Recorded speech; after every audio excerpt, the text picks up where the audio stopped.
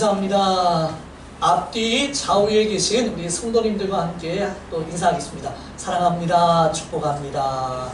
사랑합니다. 축복합니다. 가정 우리 식구들끼리도 사실 이렇게 축복 잘 못하잖아요. 그래도 교회에 왔으니까 예배드리면서라도 한번 해야지요. 우리 또 예배드리다가 그냥 왔다 그냥 가면 안 되겠지요. 우리 은혜 받고 가야 됩니다. 그래서 우리 한 번 더 인사할 때 하나님의 은혜가 가득하기를 소망합니다. 다시 한번 인사하겠습니다. 하나님의 은혜가 가득하시기를 소망합니다. 감사합니다. 지금 우리는 계속해서 지금 사도행전의 말씀을 살펴보고 있습니다. 사도행전이란 예수님께서 이 땅에 계시면서 하나님의 나라를 세우기 위해서 특별히 친히 우리 예수님이 불러내신 제자들, 당시에 베드로를 주축으로 해서 안드레, 야고보, 요한 뿐만 아니라 12명의 제자들에게 예루살렘과 온 유대와 사마리아와 땅끝까지 이르러 내 증인, 바로 예수님의 증인이 되어 이 땅에 교회를 세워가는 바로 복음행전이 바로 사도행전인 것입니다. 이 사도행전의 역사는 그때로 다 끝난 것이 아니라 오늘 우리에게도 계속해서 지금 진행돼 가고 있는 것이지요. 사도행전 1장에서 7장의 말씀은 우리가 잘 알고 있는 베드로라고 하는 사람을 통해서 예루살렘, 당시 복음의 중심지가 예루살렘이었지요. 이 예루살렘 중심으로 해서 유대인을 대상으로 복음이 증거되어지는 바로 이 복음에 대한 확립을, 복음을 확립하는 그러한 과정의 역사들이 기록되어져 있습니다. 그리고 나서 이제 8장에서부터 12장까지의 말씀에는 예루살렘 주변에 있는 유대와 사마리아, 특별히 이 사마리아 지역의 사마리아 사람들을 대상으로 해서 빌립이라고 하는 예수님의 이렇게 17명의 집사님들이 있었지요. 그 7집사 중에 한 사람이었던 빌립을 중심으로 해서 복음을 확산시켜 나아갑니다. 그리고 나서 이제 13장에서부터 마지막 28장의 말씀에는 이방인 선교를 위해서 특별히 불러낸 바울이라고 하는 사람을 통해서 모든 이방인을 대상으로 해서 하나님의 복음을 교회를 통해서 확장해 나가시는 그러한 내용이 담겨져 있는 것이지요. 이처럼 사도들을 하나님이 부르셔서 하나님의 아들이신 예수 그리스도께서 이 땅에 오시고 십자가에 죽으시고 3일 만에 부활하시고 승천하셔서 지금 하늘 보좌 우편에 앉아 계시다가 하나님의 때, 어느 때인지 모릅니다. 그러나 그 하나님의 때에 이제 심판의 주님으로 이 땅에 오셔서 이 땅을 심판하게 되지요. 그렇기 때문에 그 모든 것을 우리가 복음이라고 이야기하는데, 이 복음을 통해서 하나님은 교회를 세워가시고 이 교회를 통해서 복음이 확장되고 증거되어지기를 하나님이 원하고 계시는 줄 믿기를 소망합니다. 그 복음이 우리에게까지 이렇게 들려졌습니다. 우리도 마찬가지로 그 사도들처럼 이 복음을 받아서 주변에 있는 사람들에게 그리스도를 알려주고, 예수 만나면 은혜를 받습니다, 예수 만나면 삶이 변화됩니다, 이러한 복음의 메시지를 우리가 증거함으로 말미암아 그들도 하나님 만나서 정말 이 땅에서 경험할 수 없는 최고의 은혜와 복을 누릴 수 있도록 우리가 복음 증거하는 저와 여러분들 되어주시기를 소망합니다. 우리가 예수 만났다, 예수님 믿었다, 그래서 교회 나갔다, 이제 우리는 천국에 간다, 이것이 대다수의 많은 그리스도인들의 소망입니다. 그러나 우리 하나님은 거기서 멈추기를 원하시는 게 아니에요. 한 걸음 더 나가서 우리를 통해서 다른 사람들에게 복음이 증거되어지고 그들도 예수님을 만나고 그들에게 이 놀라운 은혜를 체험하는 사명자로 하나님이 저와 여러분들을 부르신 줄 믿기를 소망합니다. 이 마산동에 성문교회를 세우신 이유가 이것입니다. 저는요, 그저 교회를 키우기 위해서 하나님의 이 사역을 감당하고 있지 않습니다.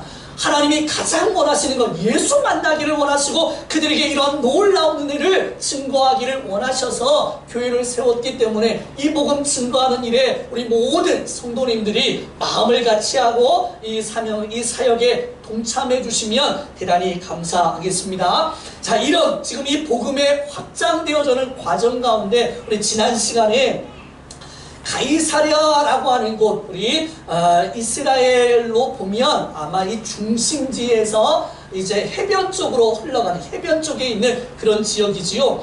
나중에 이 가이사랴는 이렇게 이제 무역이 활발하게 움직여지는 그러한 장소가 됩니다. 특별히 가이사랴, 지난 시간에도 이야기했던 것처럼 로마의 황제의 이름을 따서 만든 도시이기 때문에 굉장히 발달된 그러한 도시이지요.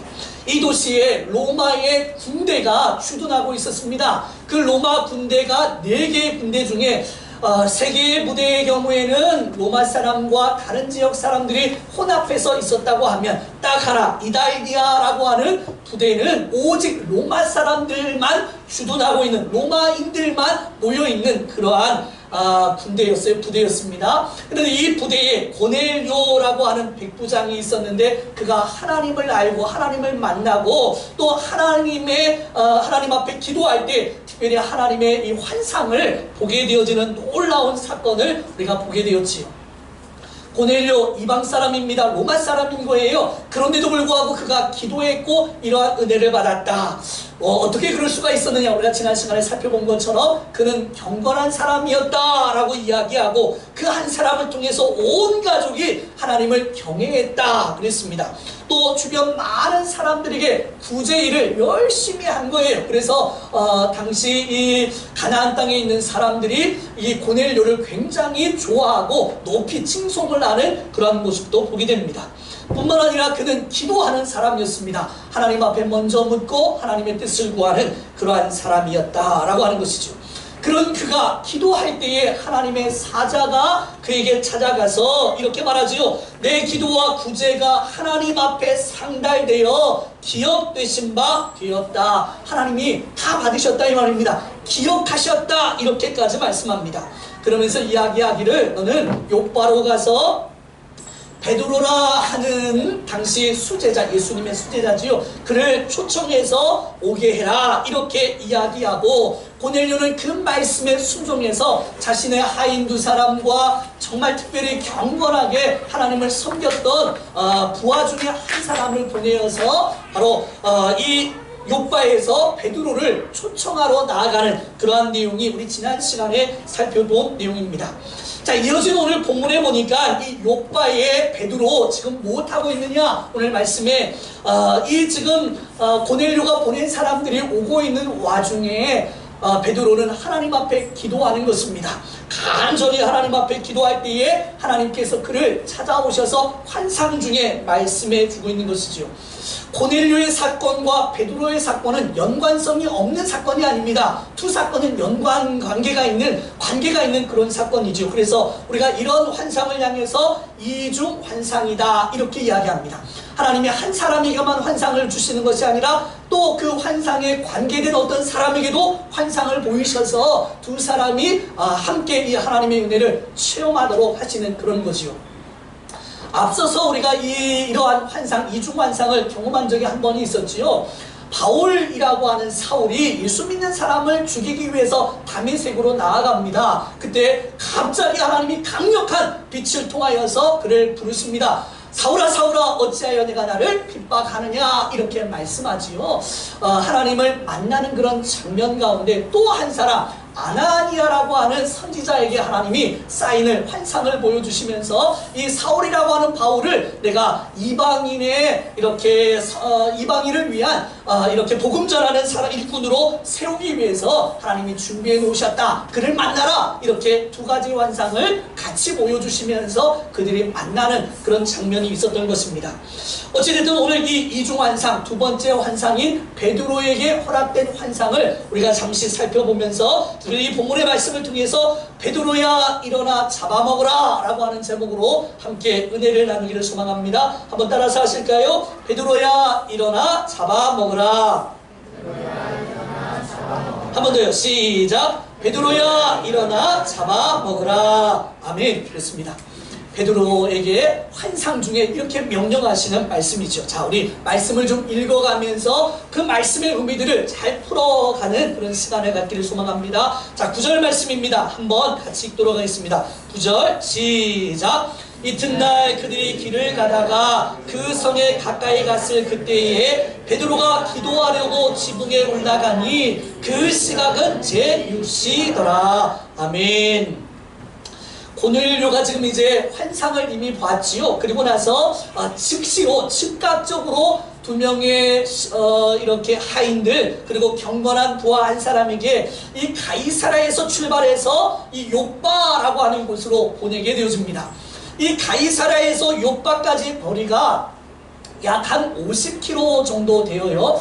그러니까는 제가 부천에 살 때에 용인까지 가는 거리가 50km 되더라고요. 걸어서 간다고 생각할 때 쉽게 갈 수 있는 거리는 분명 아닌 것 같습니다.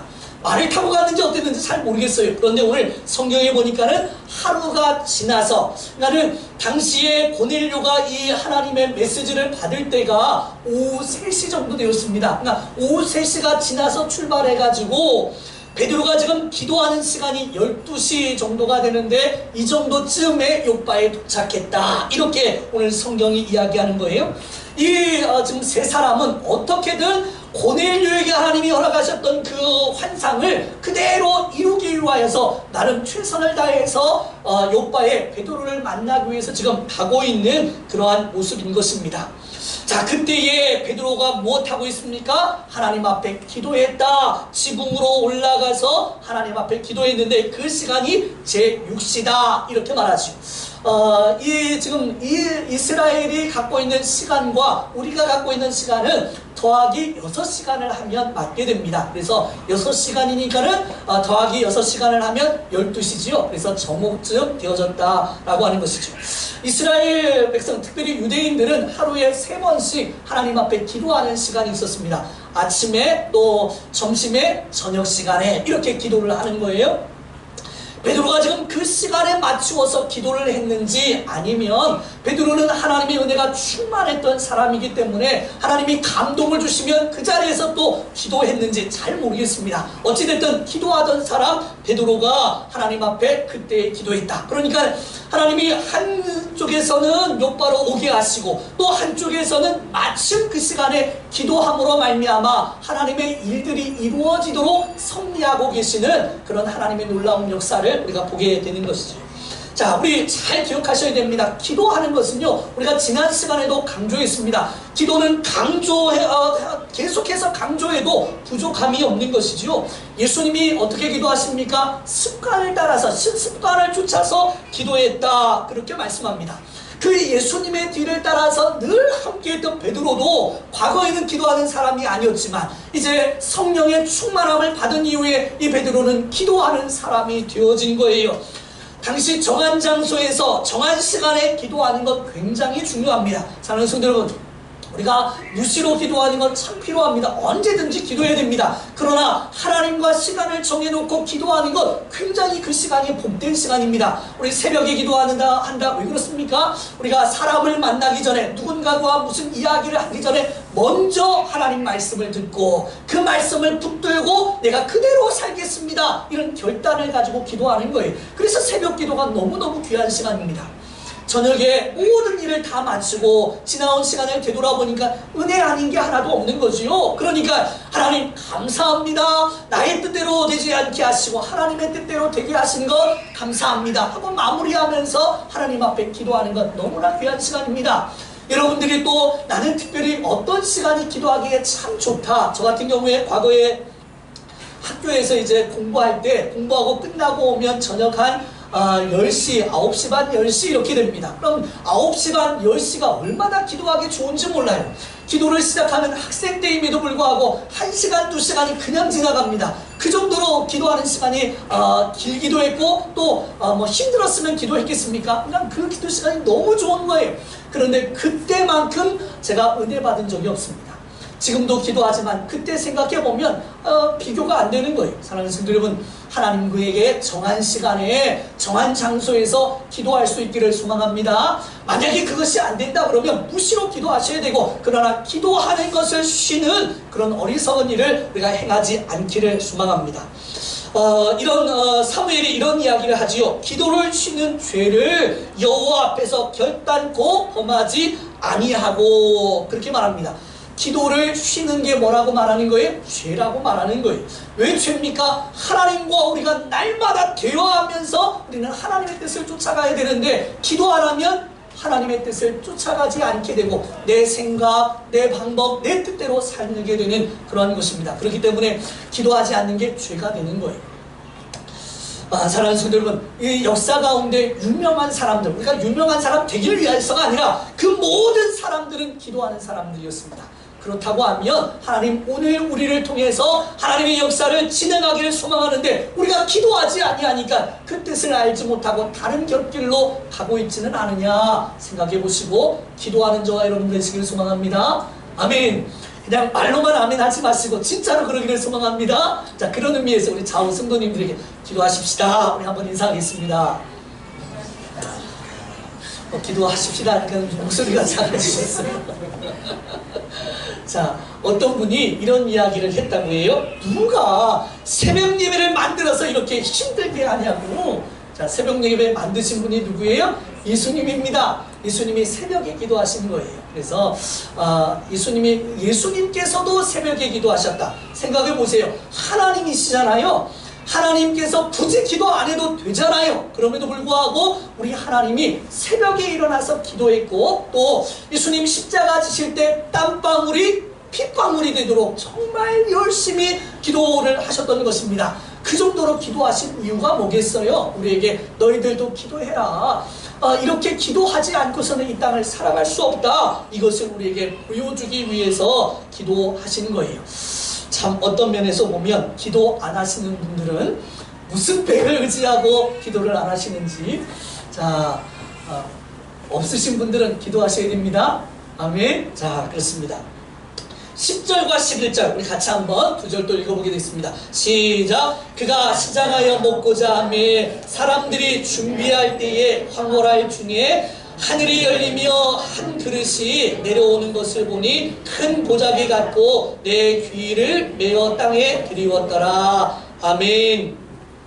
자, 지금 12시 정오가 되어서 베드로가 기도를 시작했는데 지붕이 아마 기도하기 아주 좋은 장소였던 것 같습니다. 그래서 그곳에서 기도하는데 시간이 아마 상당히 지난 거예요. 그래서 시간이 지나니까 배에서 신호를 하는 거죠. 이제 허기가 졌더라, 배가 고팠더라, 이렇게 이야기합니다. 난 배가 고플 정도까지도 베드로는 다른 것 신경 쓰지 않냐고 기도하는 일에 집중했다라고 하는 것입니다. 하나님이 그렇게 기도하는 그를 만나서 말씀을 하고 있는 거예요. 오늘 성경에 보니까는 황홀한 중에 라고 표현합니다. 이 황홀한 중에라고 하는 단어는 비몽사몽 중에 의식이 있는 것도 같고 없는 것도 같고 그런데 그 분명한 상황을 전혀 모르지 아니하는 그런 황홀 하나님의 은혜의 현장으로 그를 집어넣으셔서 은혜를 체험하게 그렇게 하신 것이지요. 그러면서 뭐라고 말합니까? 하늘이 열리며 한 그릇이 내려오는 것을 보니 큰 보자기 같고 내 귀를 메어 땅에 들이웠더라. 이렇게 말합니다. 하늘이 열리며 또 하늘에서 내려왔다. 자, 이 계시가 이 환상이 누구로부터 온 것이라는 것입니까? 하나님에게서 온 것이라는 의미예요. 다시 말해서 우리가 종종 어떤 환상을 보는데 우리 개꿈처럼 보여지는 그런 일들을 환상으로 착각하는 경우가 있습니다. 하나님이 주시는 환상이어야 하는 거예요. 그것이 우리에게 의미가 있습니다. 오늘날 이 시대는 환상이 많이 일어나지는 않습니다. 일어나지 않는다는 것이 아니라 일어납니다. 복음이 들어가지 않는 곳, 말씀이 아직 정확하게 전달되지 않는 곳은 환상을 통해서 하나님이 여러 가지로 보여주셔요. 그런데 우리 이 땅 같은 경우는 이미 말씀이 지금 이렇게 선포가 되어져 있습니다. 말씀으로 우리에게 이야기하는 거예요. 그래서 환상이 보여주는데 이 환상이 말씀과 맞지 아니하면 그것은 가짜라 이 말입니다. 그래서 환상의 의미가 또 무엇이냐? 우리를 하나님 앞으로 인도하는 것이라고 하면 좋은 것이지요. 그렇게 받으면 됩니다. 어찌됐든 지금 베드로에게 이렇게 환상으로 임하는데 하늘에서 내려왔다 이렇게 말씀해요. 그러면서 내 귀퉁이를 묶어서 이 보자기 같은 것이 내려왔다 이렇게 말씀합니다. 내 귀를 묶었다라고 하는 것은 동서사방을 의미하지요. 하나님이 이 우주 만물의 동서사방 모든 것에 편만하시고 그것을 지금 다스리고 통치하고 계심을 우리에게 이 환상을 통해서 알려주고 계시는 것입니다. 이 모든 역사는 우리 하나님이 통치하고 계심을 믿기를 소망합니다. 그래서 그 하나님의 통치 안에 하나님의 뜻을 따르기를 소망해서 이 환상을 지금 보여주고 있는 것이지요. 자, 이제 12절과 13절의 말씀 같이 읽습니다. 시작. 그 아래는 땅에 있는 각종 네 발 가진 짐승과 기는 것과 공중에 나는 새 것들이 있더라. 또 소리가 있으되 베드로야 일어나 잡아먹으라 하거늘. 아멘. 보자기 같은 그릇 속에 담겨져 있는 것이 바로 땅에 있는 모든 짐승들, 또 기는 것들, 공중에 나는 것들, 이런 온갖 것들이 보자기 안에 담겨져 있는 것이지요. 하나님이 창조하신 창조물들인 것입니다. 그런데 그 모든 것들을 보여주시면서 베드로에게 하는 말이 그것을 잡아 먹어라 이렇게 명령을 하고 있는 거예요. 그런데 중요한 것은 이것은 베드로가 먹을 수 있는 그런 짐승들이 아니었던 것이지요. 이미 우리 레위기 말씀에 보면 레위기 11장에 부정한 동물에 대한 이야기가 나옵니다. 그리고 먹을 수 있는 동물, 먹지 말아야 되는 것들, 이것을 구분하고 있는 거예요. 특별히 유대인들에게 있어서 먹을 수 있는 짐승은 두 가지 특징을 다 이렇게 맞아야 되는 겁니다. 하나는 굽이 갈라져 있어야 되는 거예요. 쪽발이 되어져 있어야 된다라고 합니다.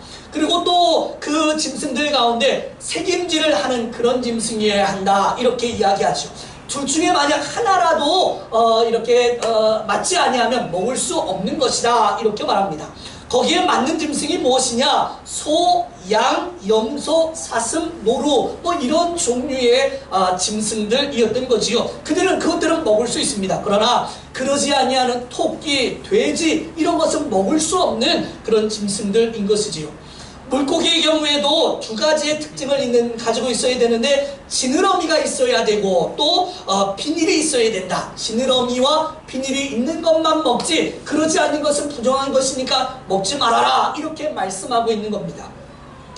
왜 하나님께서 이스라엘 백성들에게 먹는 것까지 간섭을 하시면서 먹어라 먹지 말아라 이렇게 이야기했을까요? 이유가 있겠지요. 이스라엘은 구별된 하나님의 택한 백성 선민인 것입니다. 그렇기 때문에 그들을 구별하기 위하여서는 다른 사람들과 다른 어떤 것들이 있는 것이요. 그들에게 할례를 행하라 이렇게 말씀합니다. 할례가 우리 건강적인 문제와 연관이 있는지는 잘 모르겠어요. 그러나 그들을 구별하기 위한 방법이 할례였던 것이지요. 오늘 우리가 세례를 받습니다. 왜 세례를 받습니까? 세상 가운데 우리는 죽었습니다. 새로운 사람으로 태어났습니다. 이것을 이야기하는 것이 세례적 의미지 않습니까? 세상과 구별된 우리의 모습을 만들어가기 위하여서 하나님이 그렇게 하신 것이지요. 그것을 이렇게 하나님께서 우리에게 보여주시면서 먹어라 이렇게 지금 말씀하고 있는 겁니다. 베드로가 지금 허기가 졌잖아요. 너무 지금 배가 고프잖아요. 하나님 먹으라 그러면 냉큼 가서 먹을 수 있는 것입니다. 그럼에도 불구하고 베드로가 뭐라고 말합니까? 이것은 하나님 주여 그럴 수 없나이다. 속되고 깨끗하지 아니하는 것을 내가 결코 먹지 아니하였나이다 이렇게 말하는 거예요. 먹을 수 없다 이렇게 이야기합니다. 왜 그렇습니까? 앞에서 말한 레위기 11장에 이게 그렇게 규정되어져 있기 때문에 이건 먹으면 안 되는 줄 베드로가 분명히 알았던 것이지요. 언제부터 그가 이것을 안 먹기 시작했습니까? 태어나면서부터 하나님의 말씀을 받을 때부터 이것은 부정한 것이기 때문에 안 먹었던 사람입니다. 그런데 갑자기 하나님이 이것을 먹으라 이렇게 말씀하니까 도무지 그거 먹을 수 없습니다. 이렇게 지금 베드로가 대답하고 있는 것이죠. 근데 이 지금 베드로만 이런 것이 아니고요. 당시 유대인들은 앞선 이러한 말씀을 알고 있었기 때문에 누구에게든 물어보면 다 이렇게 대답하는 것입니다. 그런데 중요한 거예요. 이러한 지금 먹지 말라고 했던 것을 하나님이 먹으라 이렇게 말씀하는 데는 분명 어떤 의도가 있었겠지요. 왜 먹어야 되는지 분명하게 말씀합니다. 이미 예수님께서 이 땅에 오신 이유는 율법을 완성하기 위해서 오신 것입니다. 구약의 여러 율법의 말씀들을 우리 예수님이 십자가를 지시면서 죽으심으로 말미암아 이 모든 것은 이미 완성되어진 거예요. 이제 우리가 과거에는 이 예배당을 휘장으로 막아놨잖아요. 아무나 들어올 수 있는 장소가 아닙니다. 그런데 지금 우리 다 들어와서 예배 드리잖아요. 또 우리 율법을 하나하나 다 지키고 있습니까? 그렇지 않습니다. 더 중요한 율법, 하나님 사랑하는 것, 이웃 사랑하라고 하는 말씀을 붙들고 우리가 그 말씀을 이렇게 행하고 있는 것입니다. 예수님의 십자가 사건으로 말미암아 이 앞서 있던 율법의 모든 것은 끝이 나버렸고 완성이 되었고 새로운 법이 만들어졌는데 바로 예수 그리스도로 말미암아 만들어진 법대로 우리가 이제 살아야 된다. 이것을 지금 베드로에게 이야기하고 싶으신 것입니다. 마태복음 15장 11절에 이렇게 말해요. 입으로 들어가는 것이 사람을 더럽게 하는 것이 아니라 입에서 나오는 것이 사람을 더럽게 하는 것이다. 과거에는 무엇을 먹느냐, 이 먹는 것이 중요했기 때문에 그 부정한 것을 먹으면 안 된다 이렇게 말씀했지만 예수님께서는 들어가는 것이 나쁜 것이 아니라 이 속에서 나오는 것, 18절 이하에 이렇게 말해요. 마음에서 나오는 것은 악한 생각과 살인과 간음과 음란과 도적질과 거짓 증언과 비방이니 이러한 것들이 사람을 더럽게 하느니라 이렇게 말씀합니다. 그러니까 이러한 것이 더러운 것이지 먹는 것이 문제가 되지 않는다 이렇게 말씀하죠. 또 이제 시간이 좀 더 지나서 로마서 14장에 가니까는 로마 교회 안에, 로마는 이방 땅이잖아요. 그 이방 땅 안에 예수님을 만나고 나서 그들이 이방인의 원래 습관대로 행하는 어떤 일들과 바뀌어진 하나님의 말씀으로 말미암아 이렇게 조금 고민이 있던 그런 시기였습니다. 특별히 제사를 드리고 우상 앞에 절을 했거나 제사를 드리고 나서 먹는 음식에 관해서 문제가 되어진 거예요. 어떤 사람은 먹어도 된다, 어떤 사람은 먹어도 안 된다. 이게 이제 교회 안에 싸움이 되어진 것입니다.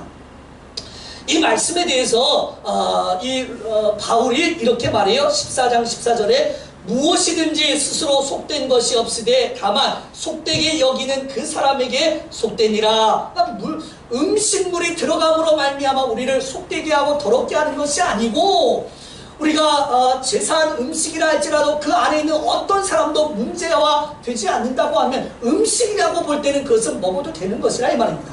그런데 어느 한 사람이 이것을 가지고 걸고 넘어지면서 신앙적인 이야기를 한다. 그럼 먹으면 안 되는 거예요.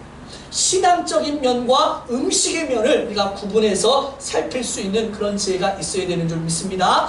그러니까 음식 자체로는 문제가 되어지지 않는다. 그런데 결국은 우리 속에 있는 것들이 우리를 더럽게 하고 죄짓게 한다 라고 하는 것을 우리에게 말씀하죠. 내가 주 예수님 안에서 알고 확신한 것은 무엇이든지 음식 자체는 더럽지 않다라고 하는 이 사실을 현대인의 성경은 이렇게 지금 설명하고 있습니다. 오직 그것을 더럽다고 생각하는 사람에게만 더럽습니다. 이렇게 풀이를 하고 있어요.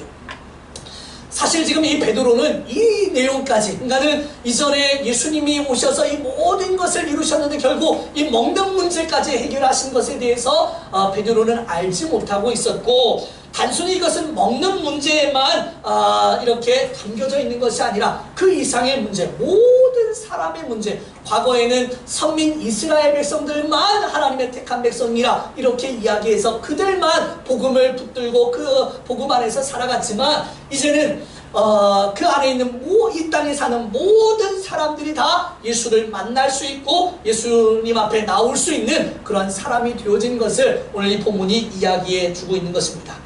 자, 우리 15절 말씀 같이 한번 읽겠습니다. 15절입니다. 시작. 또 두 번째 소리가 있으되 하나님께서 깨끗하게 하신 것을 내가 속되다 하지 말라 하더라. 하나님이 또 이제 말씀하시는 거예요. 베드로가 먹을 수 없습니다 이렇게 이야기했더니 하나님께서 말씀하십니다. 뭐라고 말씀합니까? 하나님께서 이미 깨끗하게 해놨는데 너가 왜 그것을 가지고 속되다 그렇게 말하느냐. 이미 하나님이 뭐 하셨다? 깨끗하게 해놓으셨다 이렇게 말씀하고 있는 것입니다. 자, 깨끗하게 했다라고 하는 것은 이미 완료가 된 겁니다. 과거에 이미 끝나버린 거예요. 언제 끝났습니까? 예수님이 십자가 지실 때에 이 모든 속하다고 얘기했던 그 모든 율법의 것들이 완벽하게 이제 끝이 났습니다. 그러는데도 불구하고 너가 여전히 그 과거의 율법에 매여서 그것을 속하다고 이야기하느냐? 그렇게 지금 이야기하는 그런 말씀인 것이죠.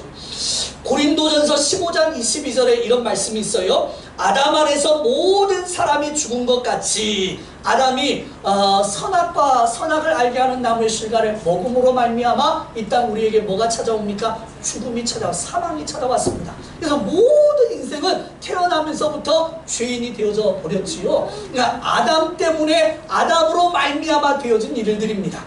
반대로 우리 예수님께서 이 땅에 오셔서 십자가에 죽어주심으로 말미암아 우리 모든 사람에게 삶을 이렇게 얻게 해주셨다. 새로운 삶을 살도록 해주셨다. 이제는 예수님의 그 은혜의 통치 아래, 예수님의 은혜와 사랑 아래 우리가 자유함을 얻고 살아갈 수 있게 되었다. 이렇게 말씀합니다. 그러니까 이런 것들 때문에 우리가 해야 될까 말아야 될까 이런 고민하지 말고 자유하되 정말 하나님의 나라를 위해서, 하나님 영광을 위해서 쓰임 받는다고 하면 이 모든 것은 하나도 헛된 것이 없다. 이렇게 말씀하고 있는 것이죠. 그렇기 때문에 이제 베드로에게 하는 말이 내가 속되다 하지 말아라. 그것이 더럽다고 유대인의 그 전통대로 여전히 그렇게 사고하고 믿지 말아라. 이제 바뀌어진 대로 이것을 다 취함으로 말미암아 그들에게도 복음이 들어가야 되고, 이 지금 속되다고 했던 이들이 바로 누굽니까? 이방인들을 이야기하는 거예요. 이방인들이 이제 조금 있으면 베드로를 찾아올 건데 그 고넬료의 그 사람들을 바로 속되게 생각하지 말고 그들의 그 이야기를 듣고 따라가라. 이 이야기를 지금 이렇게 풀어서 하고 있는 것입니다. 결국 이 이야기를 몇 번이나 합니까? 3번을 하지요. 16절 말씀입니다. 같이 한번 읽습니다. 시작. 이런 일이 3번 있은 후 그 그릇이 곧 하늘로 올려져 가니라. 3번 있었다라고 합니다. 3번은 어떤 의미입니까? 완전하게, 완벽하게 이런 의미를 담고 있지요. 베드로에게 있어서 3번은요, 많은 이런 3번에 관련된 일들이 많이 있었습니다. 베드로가 몇 번 부인합니까? 3번 부인하죠. 닭 울기 전에 3번 부인한 겁니다. 그리고 나서 이제 또 우리 예수님께서 이 베드로를 찾아와서 내가 나를 사랑하느냐? 내 양을 먹이라. 이것을 몇 번 이야기합니까? 3번 이야기합니다. 자, 오늘 지금 비몽사몽간에 하나님의 말씀을 들었습니다. 정확하게 명확하게 너는 기억해야 된다. 이런 의미를 가지고 3번까지 이야기하신 거예요. 꼭 그래야 된다. 이런 의미인 것이지요. 그래서 이제 베드로가 이 말씀을 듣고 기도가 끝나자마자 이 욥바로 고넬료의 사람들이 찾아오게 되어지고 하나님이 보여주신 이 환상이 이런 것이구나 깨닫고 가이사랴로 가게 되어지는 그러한 모습을 보게 됩니다. 사랑하는 성도 여러분, 오늘 이 장면을 보면서 우리 몇 가지 좀 생각해야 될 것들이 있죠. 하나는 기도하셔야 됩니다. 기도할 때 이런 은혜를 체험하고요. 기도해야 하나님의 뜻을 알 수 있습니다. 기도하지 아니하고 하나님의 뜻을 알려고 한다. 이것은 말이 되지 않는 거예요. 그래서 우리 시간 날 때마다 우리 주어진 시간을 또 정해놓으시고 하나님 앞에 기도하는 삶을 살아가시기를 소망합니다. 자, 2번째로 오늘 이 말씀처럼 이제 속되다. 우리 하나님께서 이미 속되지 않다고 도장을 꽝 찍어놨는데 여전히 우리는 속되다고 말합니다.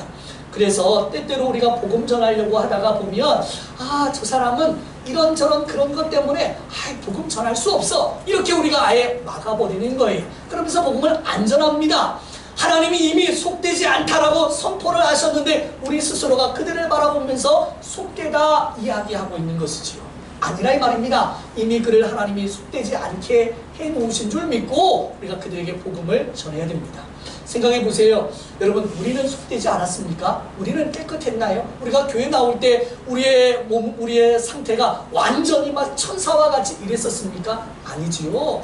더하면 더했지 덜하지는 않았을 것입니다. 저들과 똑같았어요. 그런 우리들을 우리 하나님께서 사랑해 주시고 불러주시고 은혜를 베풀어 주시고 예수 만나게 하시고 천국을 허락해 주시고 이렇게 주회전에 나와서 기쁨으로 예배하잖아요. 이것이 하나님이 우리에게 주신 복인 줄 믿기를 소망합니다. 속되었던 우리에게, 자, 이와 같이 우리 주변에 있는 사람들에게 당당하게 주의 복음 증거하시고 그들이 예수 만나는 놀라운 은혜를 체험하기를 소망합니다. 오늘 우리 승준이 우리 엄마와 이렇게 오늘 주일학교 예배부터 나오셔서 같이 예배해요. 얼마나 감사한지 모릅니다. 아이 때문에 교회를 나오게 된 거예요. 참 감사하죠. 그러니까 하나님 앞에 나올 수 있는 모든 환경이나 여건 되어진 것 자체가 복인 줄 알고 우리 주변에 있는 많은 사람들에게 이 복음 증거하기를 소망합니다. 기도하겠습니다. 같이 한번 기도하시죠.